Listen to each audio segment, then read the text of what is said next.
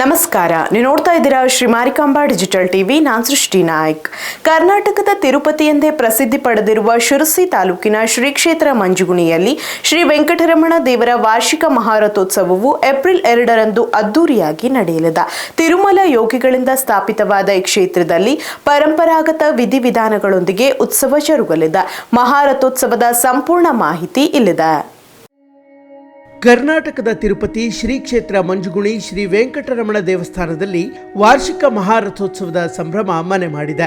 March 27ರಿಂದ ಉತ್ಸವಕ್ಕೆ ಚಾಲನೆ ದೊರೆಯಲಿದ್ದು, ಪ್ರಾರ್ಥನೆ, ಬೀಜಾವಾಪ, ಉತ್ಸವ ಸಂಕಲ್ಪ, ಮಾತೃಕಾ ಸ್ಥಾಪನೆ, ದೇವನಾಂದಿ, ವರಣ, ಮಧುಪರ್ಕ, ಭೇರಿತಾಡನ, ಯಾಗಶಾಲಾ ಪ್ರವೇಶ ಜರುಗಲಿದೆ.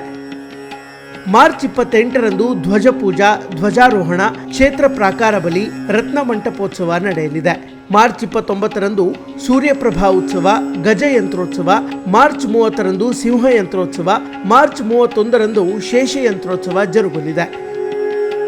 ಏಪ್ರಿಲ್ 1ರಂದು ದೇವರ ವರ್ಧಂತಿ ಉತ್ಸವ, ಮಹಾದಂಡಬಲಿ, ಗರುಡ ಯಂತ್ರೋತ್ಸವ ನಡೆಯಲಿದೆ.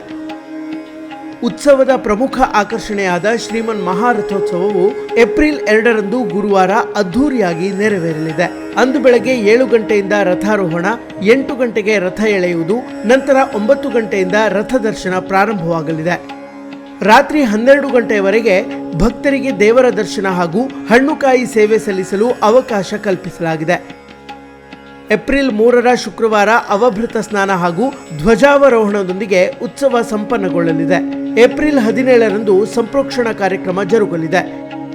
ಈ ಎಲ್ಲಾ ಧಾರ್ಮಿಕ ಕಾರ್ಯಕ್ರಮಗಳಲ್ಲಿ ಭಕ್ತಾದಿಗಳು ಹೆಚ್ಚಿನ ಸಂಖ್ಯೆಯಲ್ಲಿ ಪಾಲ್ಗೊಂಡು ದೇವರ ಕೃಪೆಗೆ ಪಾತ್ರರಾಗಬೇಕೆಂದು ದೇವಸ್ಥಾನದ ಆಡಳಿತ ಮಂಡಳಿ ವಿನಂತಿಸಿದೆ.